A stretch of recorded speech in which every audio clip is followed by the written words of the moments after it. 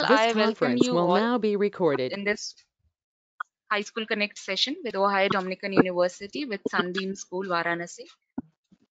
My name is Nupur Anand. I take care of digital marketing and School Connect. Along with me, I have my colleague Afsha Aziz. She takes care of School Connect and University Outreach. So we have prepared a small PPT to introduce each one of you. Please allow me to share my screen.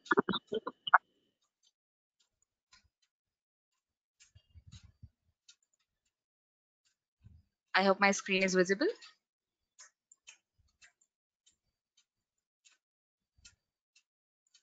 Yes, Nupur. Great. So starting with the university which we have today is Ohio Dominican University, one of the leading universities of US, founded in 1911. From the university, we have Natalie Chang, currently working as Director in International Education. She is skilled in department admission, international education, recruitment admission, and orientation for international students. Natalie will give you some more insight about the university later. The school which we have today is Sunbeam English Public School, one of the leading school of India and one of the prestigious. It is in Varanasi, which is an ancient city of India, founded in 1972. School has various branches in Varanasi city, and from this uh, school, we have members joining us today. Pratima Gupta ma'am is working as assistant director. Gurmeet Kaur ma'am, working as principal. Special thanks to both of them for taking out time from their busy schedule. Prerna Sharma ma'am, working as vice principal. Neha Tripathi, working as school counselor. And I would like to thanks Neha for coordinating with us and providing us all the necessary information. Thank you, Neha. Then we have Suparna Taneja ma'am, currently working as academic coordinator, Rinku Tripathi, senior commerce PGT, and we have Arvind Kumar Singh, he's hostel superintendent. Now I would like to take this opportunity to give you a quick brief about Unibrijj as well. We work as exclusive recruitment arm for universities.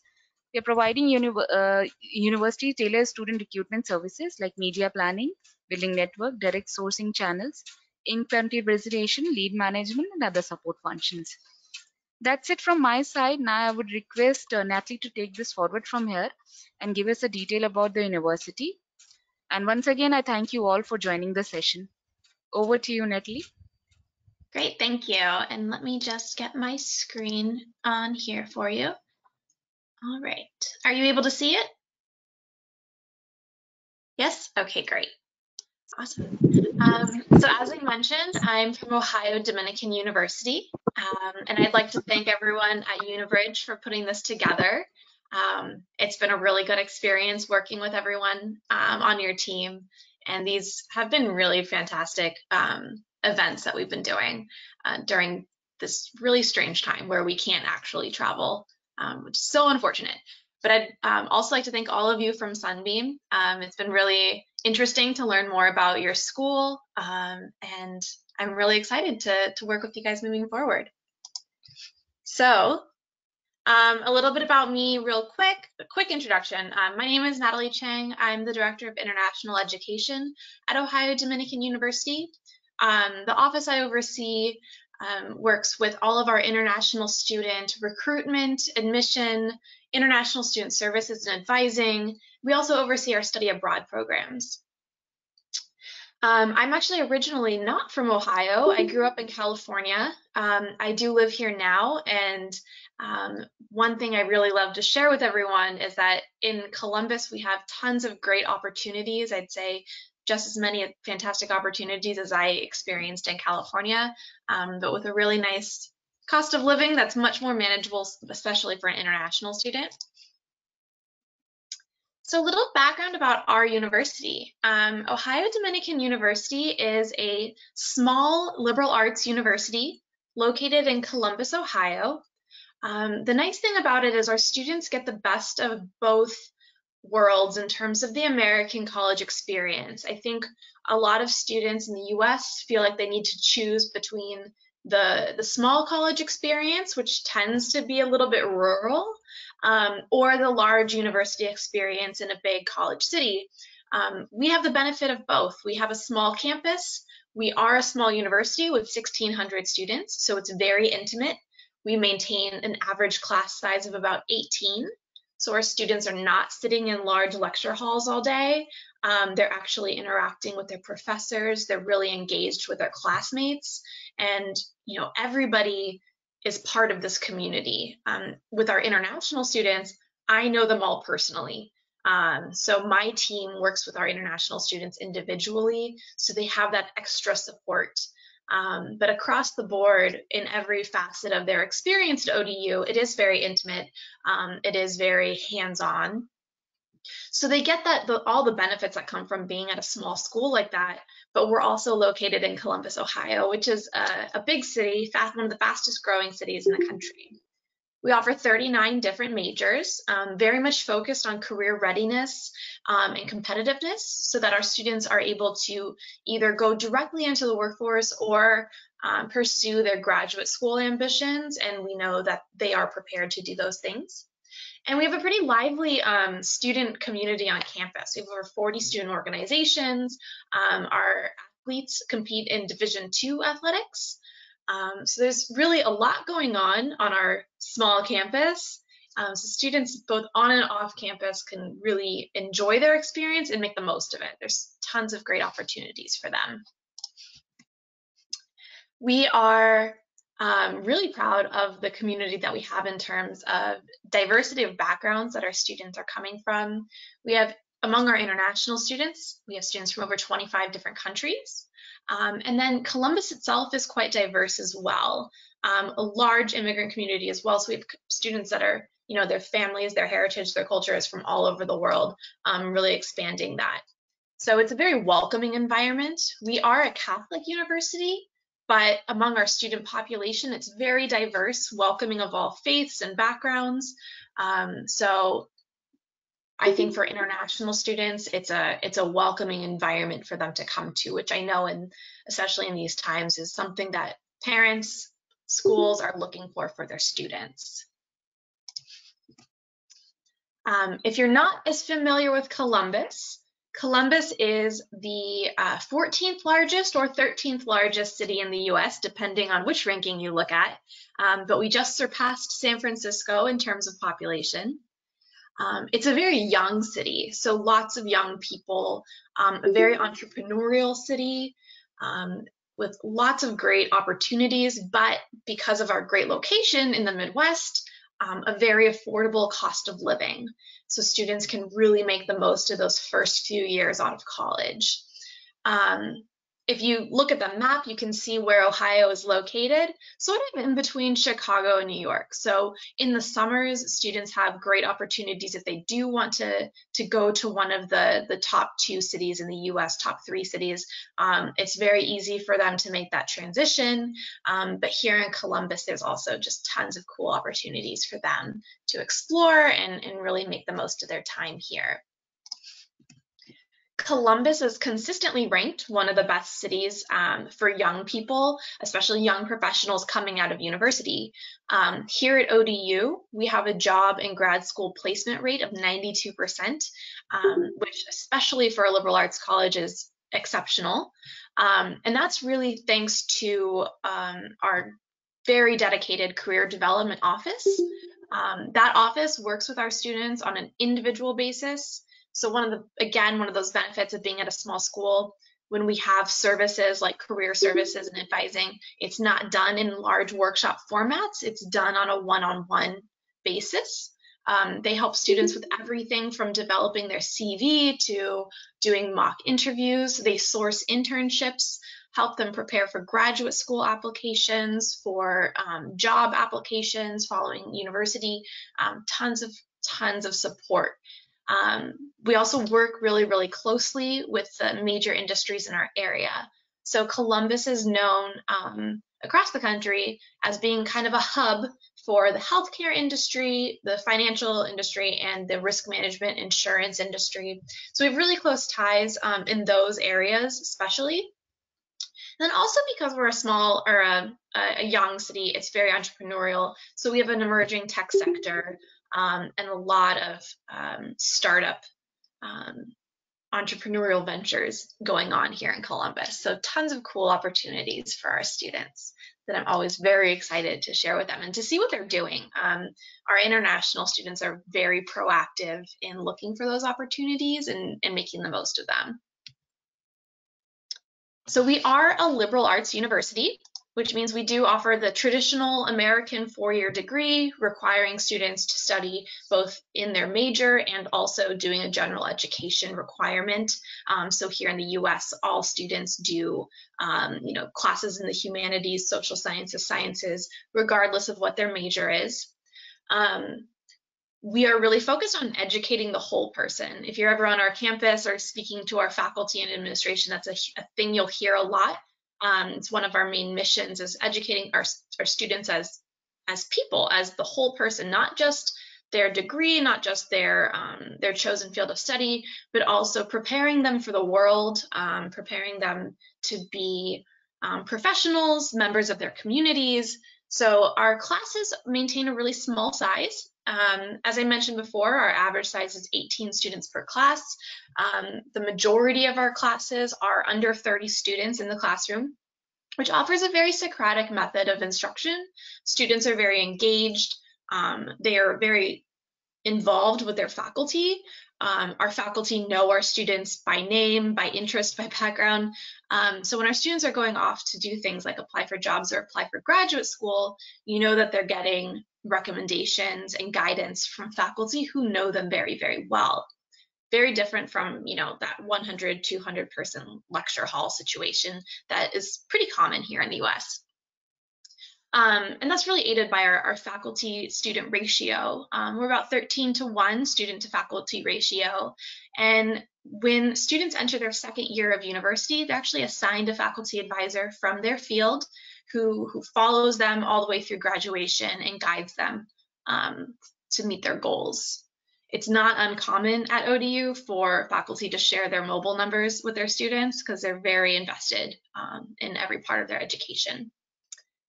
About 85% of our international students engage in internships during their education, and I'd say the majority, close to 100, if students don't have particular reasons for wanting to go directly home for a job offer, an internship offer, they choose to stay for a year or more after graduation to complete OPT, which is the post-completion work authorization that international students have. So our students are really proactive in making the most of their experience here. And most importantly, our small size and our liberal arts focus really develops a sense of community. As a Dominican school, we focus on a theme every year. For example, last year's theme was truth. And that kind of guides a lot of our co-curricular activities. So we have a lot of guest speakers and educational events outside of the classroom that bring the whole campus together. There we go. So we have 39 majors available to our undergraduate students. I've only put a subset of those on here just for space. These are some of the most popular among our international students, and highlighted in yellow the ones that are very, very popular among our international students. Typically from students coming from abroad, they're interested in going into the health sciences, business, or computer sciences and technology. Those are the main areas we see international students interested in, but we offer degrees in a wide range of areas. At our university, I'd say our strong suits are our division of business, which oversees everything from business to marketing to finance. Our computer science program, because it is so intimate, students are working on projects very closely with faculty. And then our education program is actually quite popular as well. But science is, of course, far and wide one of the most popular among both domestic and international students. And again, our small size allows for laboratory environments and hands-on experience that is really unparalleled at the undergraduate level. We really encourage our students to consider things like a double major or taking up an academic minor to really enhance their degree and make it stand out when they are finishing up. So they can minor in any of the things that we offer majors in, and we also have some bespoke minors that are specifically developed to supplement a student's education for additional skills or certain goals. The newest minor that we have that kind of fits this description is our Innovation and Entrepreneurship minor. I'm really excited about this program because our faculty that have developed it are developing an incubator on campus, working directly with industry here in Columbus to source internship opportunities and to help students pursue a career path or goal that is more in line with the values that we see of this generation, this Gen Z student that's really excited about giving back to their community, making an impact, a social impact. And so the Innovation and Entrepreneurship minor has been designed to pair with any of our majors. So a student studying the sciences because they want to get into a tech startup or something like that could pursue this. A student in the humanities or education wanting to develop a nonprofit could pursue this minor and find ways to develop that goal. We also have a number of accelerated bachelor and master programs. Again, another thing that's very popular with international students because of the value. And I'll go into that a little more detail about that right here. So these accelerated dual degree programs allow our students to earn both their bachelor's degree and their master's degree in a shorter period of time. Again, so students that are coming from abroad, you know, it's an expensive endeavor. It's a time commitment away from your family, away from home. This is an incredible way to save money, save time, and graduate with a competitive degree. So here at ODU, they can complete what's called our 4+1 MBA.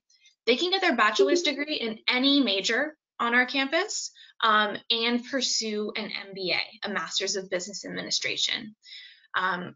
Most common, we see students that study finance or business at the undergraduate level pursue this, but we also get students who are doing something like computer science or one of the more physical sciences who also join the 4+1 program so that when they're entering the workforce, they already have that business background that's important for bringing those soft skills to their hard skills major.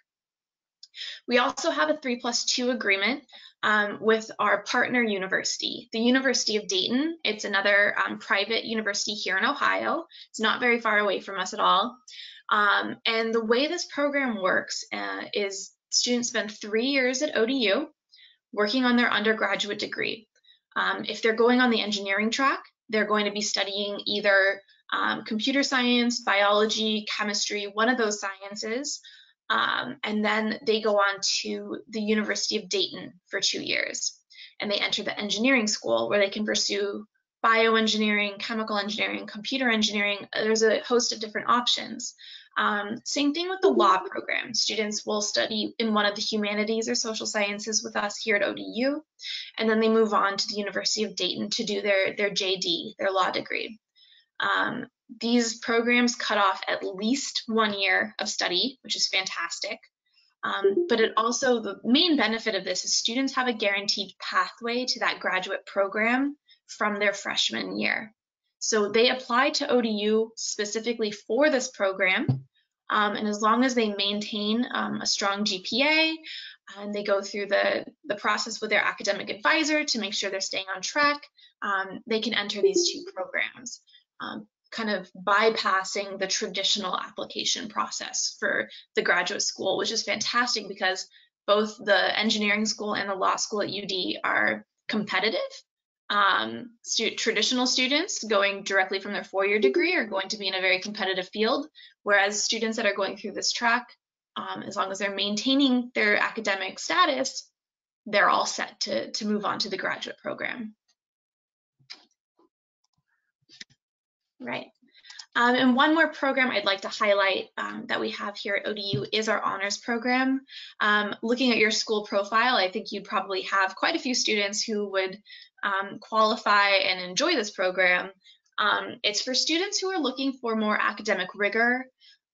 It one of the big benefits is that for their core seminars, which are seminars that students take every year at ODU, they're in a special honor seminar. They're smaller, they're more rigorous. Students engage in more research during their undergraduate program than is traditional in the US. They do a featured senior project, either a research project or otherwise. And then you can engage in research and mentorship with our faculty on a I'd say on a more intense level. These are students who want to be more academically focused. They tend to have grad school ambitions, whether that's law school, medical school, or other graduate programs. And they can actually qualify for additional scholarships if they join the honors program. One other thing that's really great is that in our dormitories, we have a separate portion of our dormitories reserved for honor students. It's a quieter section. They have more rules about, quiet hours and whatnot, and they have dedicated study areas for them. I just want to talk a little bit about our on-campus services because, when you study in the US and particularly at ODU, there's a lot more to the experience than just what's going on in the classroom. Again, the benefits of being a small school, all of our services are individualized, highlighting particularly our career services, which focus on preparing our students for graduate school and for their job applications in the future. But then our academic resources are fantastic. Our Academic Resource Center has free tutoring in every subject. So students can get peer tutoring one-on-one, they can go to extra study sessions and get advice from faculty or from fellow students on how to best pursue their academic course. They offer test prep. A lot of graduate school programs in the US require specific tests, so our students can prepare for those. And then we have support for students writing and research.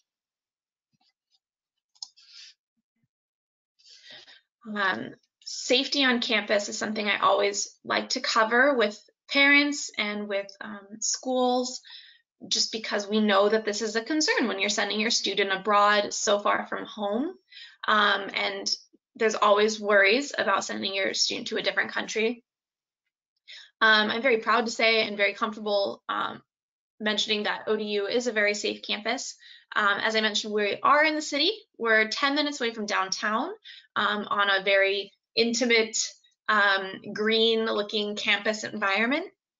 It doesn't take more than 6 or 7 minutes to walk from one place to another on campus because of our size. But we do have 24-hour security on campus. So we have public safety officers who work for the university, and there's always someone on duty. Students that live in the residence halls can only access the residence halls with a key card. That means no one from the public is able to enter. And then if a student is, staying late in the library studying or coming back from an off-campus event and it's dark and, they're nervous about walking across campus, they can always call our public safety. We have an escort program 24 hours a day. So it's a safe place to be in. Columbus itself is a very comfortable and I would argue safe city. In terms of how students apply to our university, we try to keep it quite simple. We know that international students are considering schools sometimes in multiple countries, which means multiple different application systems, and it can get very complicated for them. So we keep our program pretty simple. We have a free online application. There's no application fee for undergraduate applicants. We base most of our admission decisions for general applicants on secondary school results, and then we would always need proof of English proficiency. My office does work directly with each individual applicant through the process, and so that's where our more holistic approach comes in, our individual conversations we have with these students across the board while they're going through this process.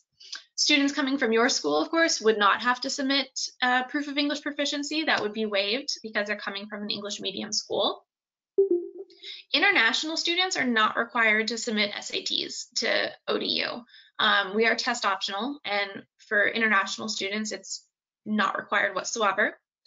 If a student is applying for the honors program, that is where there are additional materials. They will need teacher recommendations, motivational essay, and additional test scores are greatly appreciated, while for the international students it can be they can be waived. We do all of our evaluations in-house, so we don't require students to get a WES evaluation or any of those outside organizations where they have to pay to have their grades translated to the US system. We do that ourselves. And then I think I saw on your website that you do offer an IB program. So we do offer advanced credit if students are doing IB. I'm very happy to say that our international students pay the same tuition rate as our domestic students. We do not charge a premium on international students. It's one of the benefits of being a private school. We have merit scholarships. Students are automatically considered for these scholarships when they apply. There's no separate application process. Again, the only difference being for the honors students. If a student is applying for honors program, they'll automatically be considered for the honors application or honors scholarships as well. Our merit scholarships typically range between $13,000 and $15,000 a year. And then we have some stackable awards as well that can increase that number. In addition to merit scholarships, which are tuition-based scholarships, we offer a work study award to all of our international students, which gives them the opportunity to get an on-campus job if they want one. And then we have housing grants as well. International students get a $2,000 housing grant that decreases the cost of living on campus every year.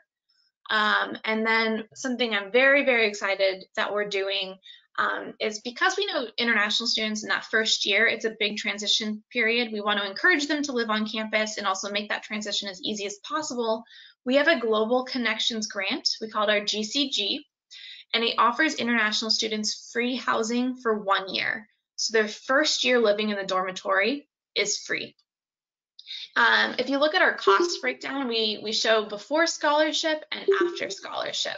So what the cost per semester is for things like tuition, for the dormitory, and for the meal plan, before and after the scholarships are applied. And so a typical student's financial aid package will bring their total cost, which includes personal expenses, to $30,000 or lower. Now, one important thing to mention is that this dormitory number is 0 for their first year because of the Global Connections grant. Some more about the Global Connections grant. The benefits of on-campus living we find are enormous. We really like to encourage our students, and actually we require our students to live on campus for the first 2 years. It is possible to live on campus for all 4 years. So a lot of our international students choose to do that. All of our international undergraduate applicants are eligible for the Global Connections grant. And what that does is it gives them 2 semesters, so their first full academic year of free on-campus housing. They live with 3 other students of the same gender in a 4-person suite, which is 2 double rooms and a shared common space and shared bathroom. During this current health crisis, this is particularly good. We don't have the situation where students are living in a dormitory hall with large shared bathrooms. They're basically in their own small household of 4 students.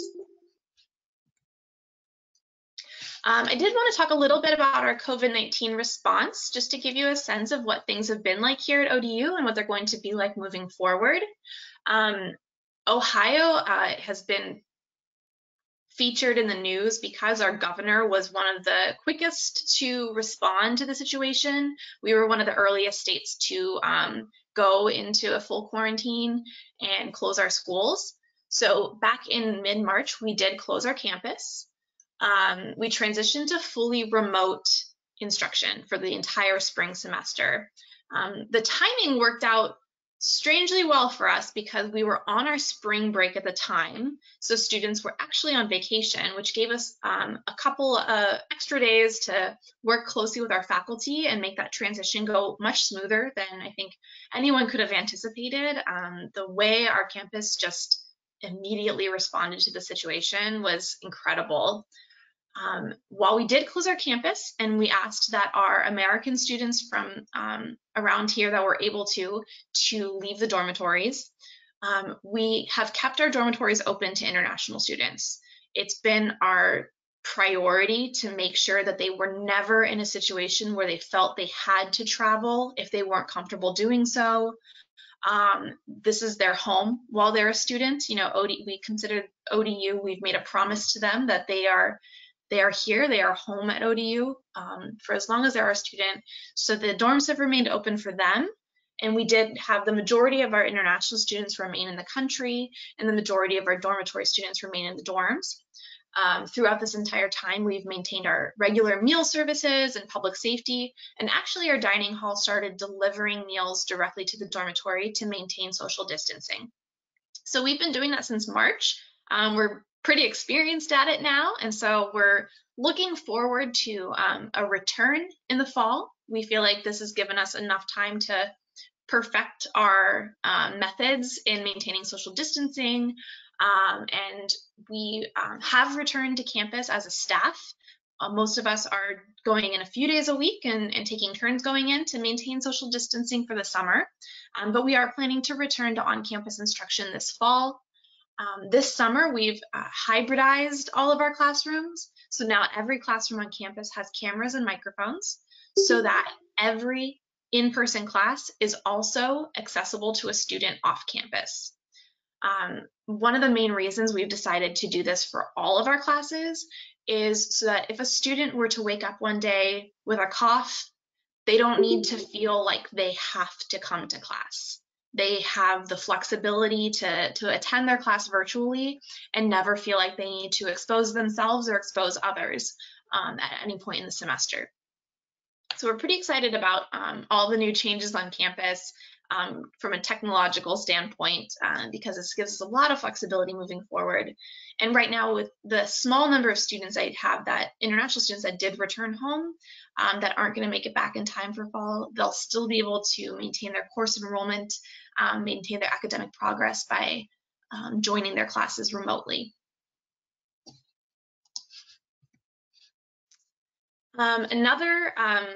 It's strange to say silver lining about the current situation, but one thing that has come out of all of this is that our admission office very, very quickly, once we decided to close campus and stop having visitors, moved to having virtual visits. And this is something that we are now going to keep permanently, which as the international director, I'm very happy about, because this means that all international students will always have access to a virtual tour of campus. These are conducted over Zoom, and they're led by a current ODU student. So any of your students can sign up for one of these virtual tours on our website, and they'll be in conversation with an actual ODU student, possibly an international student, who will give them a virtual tour of campus and then talk to them about their own experience at ODU and answer any questions they have from a student perspective. Students can also schedule counselor meetings and office hours. So they can meet with me or another international advisor to talk about the application process, but they can also schedule office hours with a faculty member, which I think this is a pretty unique offering in terms of universities, but it allows students that are considering a major or have questions about a certain program to speak directly to a faculty member from that department. So if, for example, a student is not sure if they want to study psychology in the US because they're not sure what that looks like or what the focus is at the undergraduate level, they could schedule an office hours appointment with one of our psychology professors and learn more about the program. So that's my overview of ODU. I've put my contact information and our social media information up on the board if you want to ever ask questions, reach out, or follow what's going on at our university. I'm more than happy to answer questions today during this call, but if something occurs to you later on that we don't get to, please don't hesitate to reach out.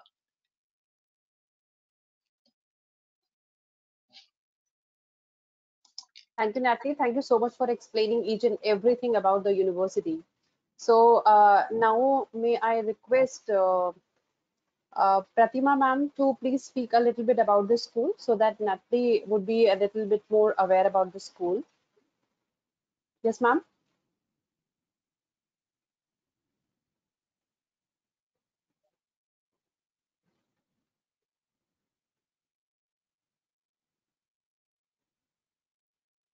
Pratima ma'am, Pratima are you ma'am, are there? you there?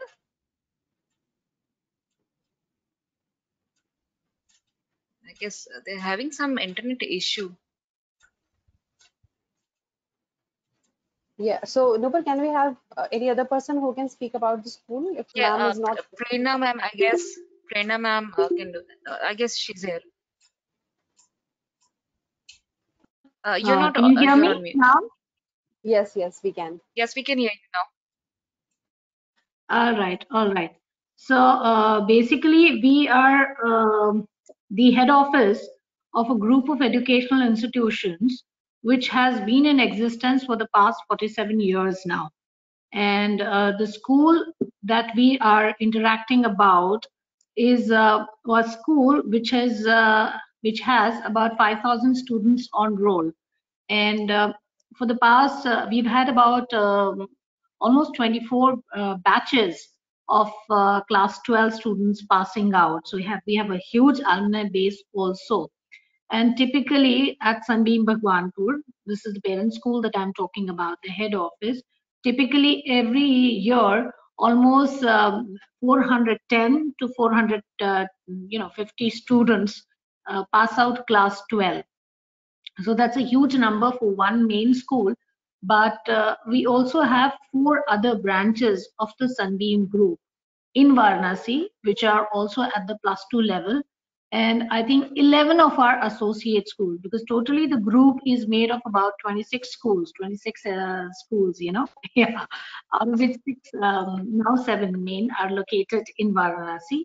So I think we are talking, if you talk about the entire group, we are about 17 to 18 units which have +2 level schooling and students passing out of the class 12 class grade every year. For the past, I would say about 7 or 8 years, the decision of the students to go abroad for studies has kind of taken more acceleration, primarily because we belong to a slightly conservative belt of the country. But the parents now are very open to these kind of forays into educational degrees abroad. Speaking of this particular branch, I have seen a trend in the past, I would say about 4 years, where students are gravitating more towards humanities per se, vis-a-vis the sciences, the pure sciences. And therefore, in the past 2-3 years also, interdisciplinary approaches have kind of intrigued them more. So liberal arts is something which students are taking to, I would not say in a big way, but the shift has started. It is a gradual but a very definite shift from, say, the pure sciences, as in the medical or the engineering, which used to be a much hyped up profession almost 8 to 10 years back. But it's kind of dwindling now and moving more towards humanities and more towards, degrees in, say, psychology, clinical psychology. There's a keen interest. A lot of credit for it, of course, goes to Neha and the brilliant kind of teaching that she has been doing.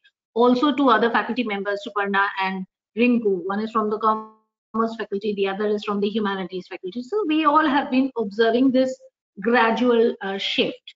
One of the major factors which limits students actually opting out for admissions abroad, besides the finances, is of course the entire selection process. Appearing for so many essays, whether you're talking in terms of a SAT or you're talking in terms of a TOEFL.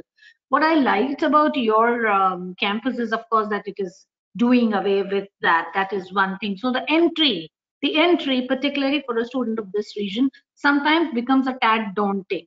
But since you have explained this process, so the entry part is kind of very, very sorted, so to say, because parents do not understand or do not at times feel comfortable with too many, hurdles or bars or conditions with regard to the entry. Also, I must tell you, Natalie, that somewhere along the way, there has been a shift in the parents' attitude towards sending girl students out also, because like I said, we do belong to a slightly orthodox conservative region. So now, they have moved out towards sending their students, their girl child, to the metropolitan cities, and now offshores of India also. There is a gradual trend. But vis-a-vis the portfolio of a student typically in campus, very forward thinking, with an extremely globally aware kind of an outlook, because we partner a lot with international communities to give our students that kind of an exposure. We try, and during the course of their academic year in the schools also, and for so many years also, they are kind of brought up and nurtured on values which have more to do with being a global citizen, with of course an appreciation of their, an understanding of their own language and culture and heritage and tradition, but having an extremely, I would not say forward thinking, but definitely a balanced and a liberal outlook, because that is something which we, I would say very honestly, had to fight for. It's not easy to change mindsets, and but I would say that our students have a growth mindset, and when I see them mingling with international communities, I do not find that they at any point of time hold back or have compartments in their mind, or that they are not porous enough to blend well, or to have issues about acceptance.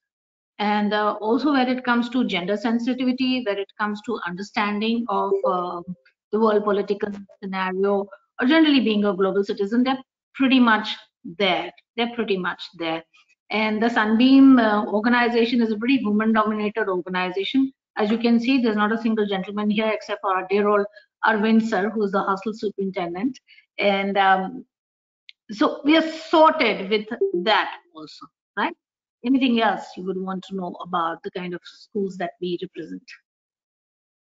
Thank you so much for all of that information. That's really fantastic to hear. I know I received that school profile and saw this awesome list of ladies, and I was really impressed with that. It's great to hear your perspective on what barriers there are to students going abroad. That's something that we've noticed just in our conversations. In non-COVID times, I do travel to do student recruitment, and those are concerns that we hear as well, and it's really driven our decision to make our application process as simple and clear as possible. And we recognize that things like the SAT are very much developed from an American perspective. American students are the ones that are being prepared for that exam, and so it's an unfair comparison when you require international students to submit such an exam. So focusing instead on the CBSE exam or the IB, or something that the student has actually been preparing for, makes so much more sense, and that's how we base our admission. But it's really great to hear your perspective on that. I appreciate it a lot. I guess my question for you, when I was looking at the website, I noticed that, so you are on the CBSE curriculum, but I thought I saw something about IB schools as well. Do you have IB programs? No, we don't have IB programs at all. None of our schools run that. I thought I saw that. That's okay. I was just confused for a second there. I thought I saw a link, but maybe I was looking at Google. Good to know. And then it's really interesting to hear about the trend of students moving toward the humanities. That's really cool, because it's not something we see a ton with international applicants. We're used to seeing. We've battled it. Sorry? We've battled it. We've battled it over the years, Yeah. because it was tough to break into that particular mindset. And some of the valiant warriors are sitting in this conference today. Whether it is a Prerna, we're all from, incidentally, we're all from humanities. So like rah for the domain. Kudos to all of you. That's really awesome. That's so cool. And we do see, we get students from abroad who have those interests, but feel like a pressure to study something else. And so that's where we get a lot of students doing double majors. And we really encourage that, doing a double major or a minor, studying one thing for yourself, one thing for your parents. But because students actually often find really creative ways to combine those different interests to make themselves more competitive on the job market, or really carve out a niche for themselves. So, there's benefits to really emphasizing that there are options in the liberal arts to exploring more. That's great to hear that you have students that are starting to move in that direction. Right. Natalie, given the current status about foreign students, there's a lot of anxiety, and I do know that there are a lot of our students who had applied also. So, what would be your advice then, if they wish to come and join the fall term, so to say? What is the kind of scenario right now? Because it's pretty turbulent at the moment. Yeah, absolutely. So we've obviously been following this extremely closely. I've been working closely. So I oversee our visa program here at ODU, and I've been working closely with our field representatives from SEVP, and then other people in the field to try to better understand what's going on and where it's going. With our current students, what we're really trying to emphasize is that nothing is finalized yet. Everything that's come out in the past week, none of it's the final rule. We have a number of lawsuits going on trying to fight back. And so we're hoping and anticipating changes to what's come out.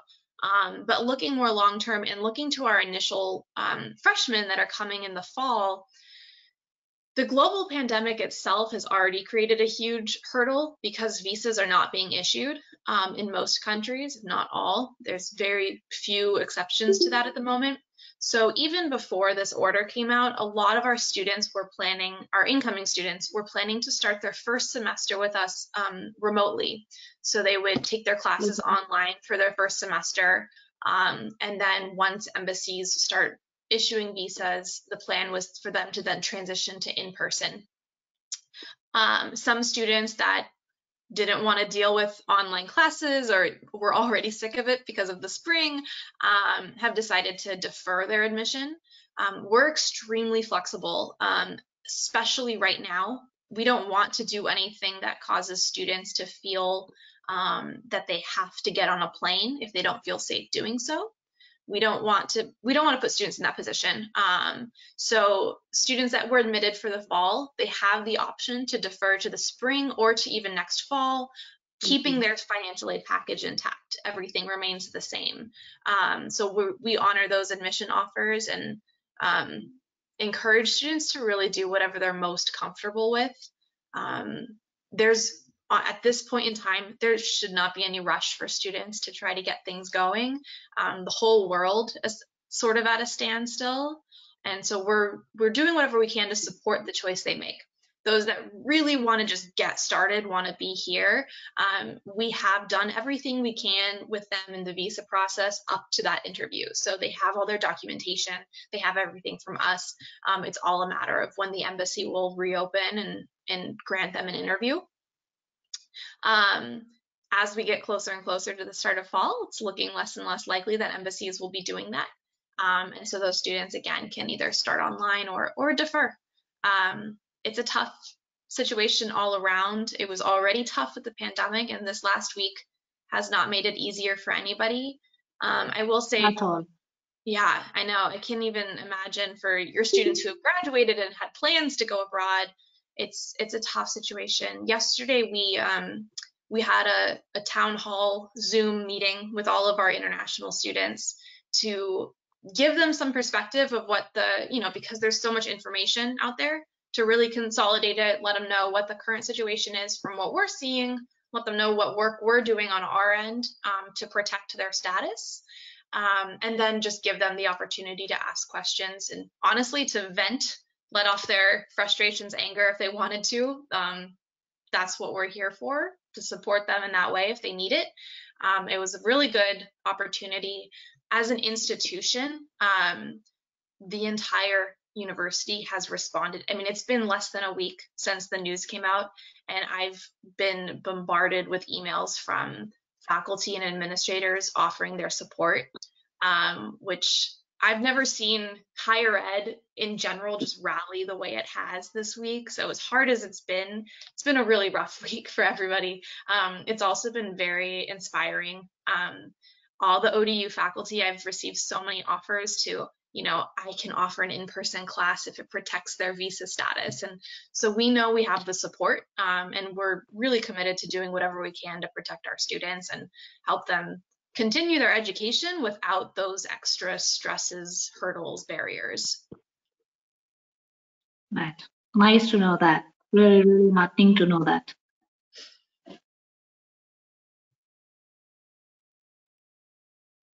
Actually, it's raining very heavily over there. That's why most of the members are facing a network issue. So, Pratima ma'am, if you have any other queries, please feel free to ask. No, I'm good. For now, it's been very comprehensive. And in case I have, or in fact, what we are going to do, Natalie, is that we have this little group here. So in case the others have queries, you know, we're just going to put it all together and have Neha mail them to you, or we can be talking to you through Nupur and Afsha, who have managed to build this wonderful bridge today for all of That's us. perfect. So we'll be doing that. Yeah? Our pleasure. Yeah. No. And we'll share the PPT of Ohio Dominican University with the school so that Yeah. every member can go through with that once again. And please feel free to Sure. write us for any query. We'll surely contact with Natalie Sure. and give you the information. Right. Okay. Thank you so much. This has been an extremely wonderful interaction, and I'm glad to have met all of you. Thank you so much, ma'am. ma'am, Thank you for for your time. joining us. Thank you Thank you all. so It's much, been really Suparna. great having this. Look after Thank you, yourself and Natalie. stay Thank you, safe. everyone. Take care. Please take care. Good night. Goodbye. Everyone Natalie, take have a good care. day. Good night and goodbye. Thank you. Bye-bye. Have a nice evening. Thank you. Bye Good bye. night. Take care. Bye-bye. Thank you. Bye bye.